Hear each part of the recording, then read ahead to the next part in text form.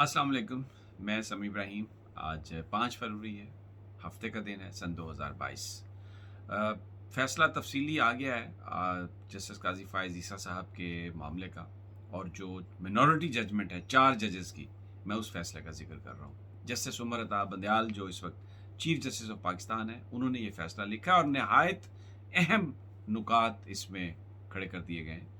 और एक जो बुनियादी तौर पर जो एक परसेप्शन ये बना था जब 10 मेंबर बेंच ने ये फ़ैसला दिया था, 6 मेंबर्स काज़ी फ़ाइज़ ईसा साहब के हक़ में चले गए थे कि अब शायद जो काज़ी फ़ाइज़ ईसा साहब के ऊपर जो तलवार लटक रही थी उनकी वाइफ़ के अकाउंट के हवाले से, उसमें ट्रांज़ैक्शंस के हवाले से, जिसमें ये था कि शायद उनका बतौर जस्टिस सुप्रीम कोर्ट में स्टे है, वो एक बात हो रही थी, एक परसेप्शन था कि वो ख़तरे में है। लेकिन जब ये फ़ैसला आया तो ये समझ लिया गया कि वो बात ख़त्म हो गई है। अब काज़ी फ़ाइज़ ईसा साहब उमर अता बंदयाल साहब के रिटायर होने के बाद चीफ़ जस्टिस बन जाएंगे।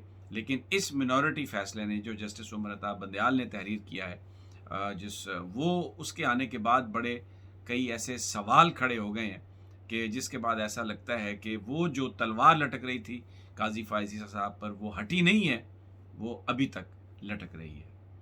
86 सफ़ों पर मुश्तमिल ये फ़ैसला है और इसमें जो जस्टिस उमर अता बंदयाल ने लिखा है, जस्टिस मुनीब अख्तर, जस्टिस काज़ी अमीन और जस्टिस सजाद अली शाह साहब ने इसको एंडोर्स किया।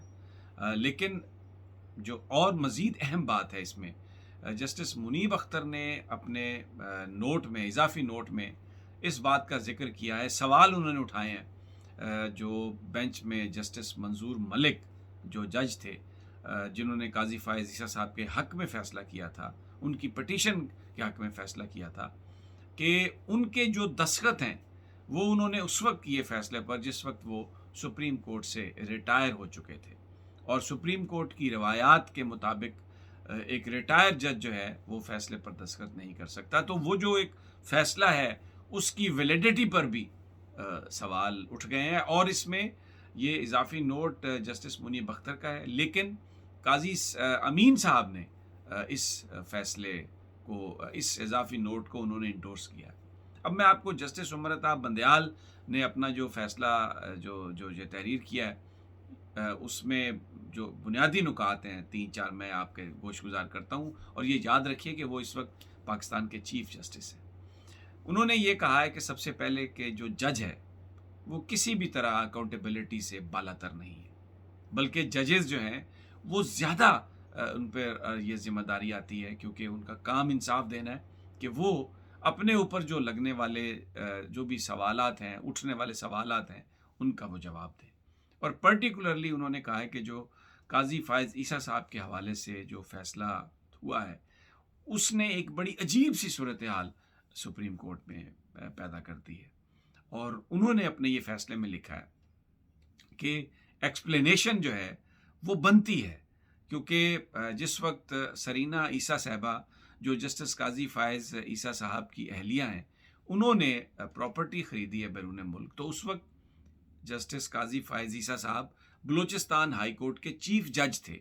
और फिर जो ट्रांजैक्शंस सरीना ईसा साहब के हवाले से जिस अकाउंट से उन्होंने की, उससे एक एक्सप्लेनेशन जो है वो देना ज़रूरी है, क्योंकि ला फर्म के पैसे काज़ी फ़ाइज़ ईसा साहब बतौर चीफ जज वहाँ पर मौजूद, वो एक एक्सप्लेनेशन, एक सवाल उठता है उन ट्रांजैक्शंस के हवाले से, क्योंकि उनकी ला फर्म से ट्रांजैक्शंस हुई, सरीना ईसा साहब के अकाउंट से ट्रांजैक्शंस हुई।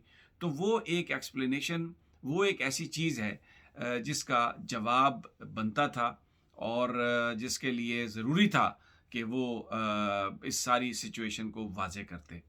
फिर उमर अता बंदयाल साहब ने ये भी लिखा है कि जो सुप्रीम जुडिशल काउंसिल जो है उसका ये काम था कि ये जो मामलात उठाए गए, जो एक फ़ैसला आया, ये जो सारी जो सवालात थे, इन ट्रांजैक्शंस को, इन इन इन इन पैसों के हवाले से जो मामलात थे, सुप्रीम जुडिशल काउंसिल को चाहिए था कि वो उसको देखे।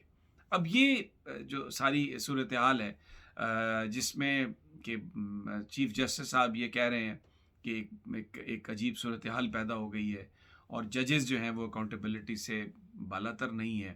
اور منیب اختر صاحب یہ کہہ رہے ہیں کہ یہ کچھ سگنیچرز جو منظور ملک صاحب کا ہے وہ ریٹائرمنٹ کے بعد ہوا ہے.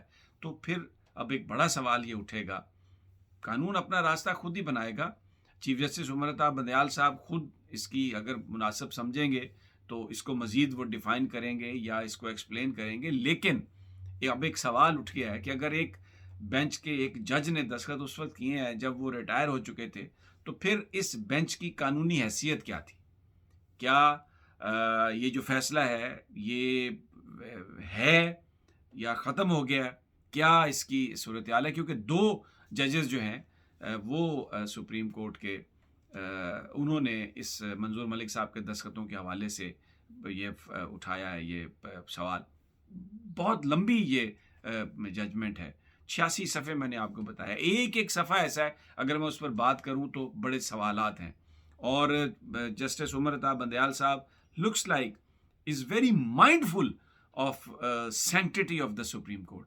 وہ اس بات سے بہت انہیں پریشانی ہے کہ سپریم کورٹ کے ججز کے حوالے سے، اعلیٰ عدلیہ کے ججز کے حوالے سے یہ تاثر ملک میں نہیں آنا چاہیے کہ یہ لوگ اکاؤنٹیبلٹی کو اوائڈ کرتے ہیں. کیونکہ اس سے پہلے جو واقعہ ہوا تھا ان کا جسٹس جو پہلے چیف جسٹس سے چودھری افتخار صاحب، ان کے صاحبزادے کے اوپر بھی الزام لگے، تب بھی وہ کوئی معاملہ ویسے ہی ختم کر دیا گیا تھا اور کچھ نہیں ہوا تھا ارسلان افتخار کا، اور اس میں چیف جسٹس صاحب خود بینچ میں بیٹھ گئے تھے آ کے. پھر اس کے علاوہ کچھ اور بہت سارے پچھلے دنوں جو واقعات ہوئے ہیں اس کے حوالے سے بھی، قاضی فائز عیسی صاحب کے حوالے سے بھی بڑے سوالات ہیں. میں وہ چیزیں ابھی جو حلف وفاداری ہوئی ایوان صدر میں عمر عطا بندیال صاحب کی، تو وہاں پر رپورٹڈلی یہ کہا جاتا ہے کہ ایک اہم فوجی کمانڈر جب وہاں پر پہنچے اور وہ اپنی ایک اچھی BMW میں تھی جو سرکاری طور پر انہیں دی جاتی ہے، تو اس پر بھی رپورٹڈلی یہ مبینہ طور پر جو ریمارکس تھے کہ یہ جو فوجی ہیں ان کو تو بختربند گاڑیوں میں آنا چاہیے تھا، یہ کیسے ان مرسڈیز گاڑیوں میں آ رہے ہیں. تو یہ کچھ ایسی چیزیں ہیں. اگر آپ چیف جسٹس آف پاکستان آپ نے بننا ہے مستقبل میں، تو یہ کچھ ایسی چیزیں ہیں جو بہت سارے حلقے یہ سمجھتے ہیں کہ اس طرح کے خیالات یا ان کو پبلکلی اس طرح چیزیں کرنا یہ مناسب نہیں ہے. پھر اس کے علاوہ اس وقت جو بہت ساری جو صورتحال ہے جس میں ایک سرکاری گاڑی جو تھی واک کے دوران اس کو بھی انہوں نے، اس کے ٹینٹڈ گلاسز تھے تو اس کو کہا کہ اس کا چالان کریں. اب جو سرکار کی گاڑیاں ہیں خاص طور پر ان کے مختلف پرپز ہوتے ہیں. جو گاڑیاں آپ نے ملزم کو لے کے جانا ہے، آپ نے کسی اور بندے کو لے کے آنا ہے، یا کوئی گاڑی آج اگر پروٹوکول میں ہے تو کل وہ کسی اور معاملے کے لیے بھی استعمال ہو سکتی ہے. وہ ایک پوری دنیا میں یہ ہے کہ جو لا انفورسمنٹ کی گاڑیاں ہیں ان کو آپ ٹنٹڈ گلاسز میں رکھتے ہیں. پھر اس کے بعد صحت کارڈ فٹ پاتھ پہ لگا ہوا تھا تو کہا کہ اس کو ہٹا دیں، صحت کارڈ کو ہٹا دیں. اب یہ بھلے جج صاحب کے ذہن میں یہ ہوگا کہ اس لیے ہٹا دیں کہ فٹ پاتھ صاف ہو، یہ چلنے کی جگہ ہے، اشتہار لگانے کی جگہ نہیں ہے. لیکن اس سے جو ایک امیج گیا وہ ایسا ہی گیا کہ جیسے کوئی مخالفت ہے کوئی.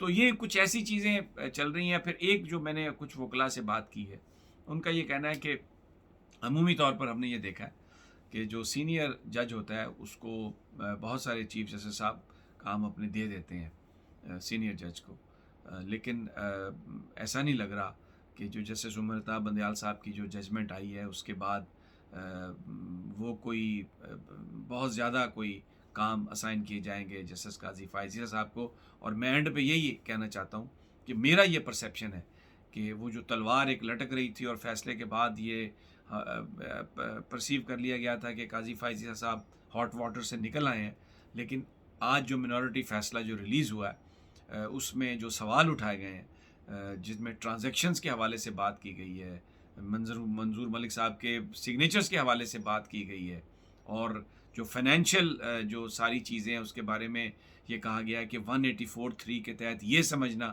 کہ جو جج کے بیوی بچے ہیں ان کی جائیدادوں اور ٹرانزیکشنز کے بارے میں بات نہیں ہو سکتی، یہ قطعی طور پر یہ مفروضہ غلط ہے. ایسا بالکل نہیں ہے. ججز جو ہیں وہ اکاؤنٹیبلٹی سے باہر نہیں ہیں. مجھے یہ لگتا ہے کہ قاضی فائز عیسیٰ صاحب is not out of hot waters yet. Let's see what comes next. اور اس میں عمر عطا بندیال صاحب اور عدالت ہی اس معاملے میں مزید سچویشن کو ڈیفائن کر سکتی ہے.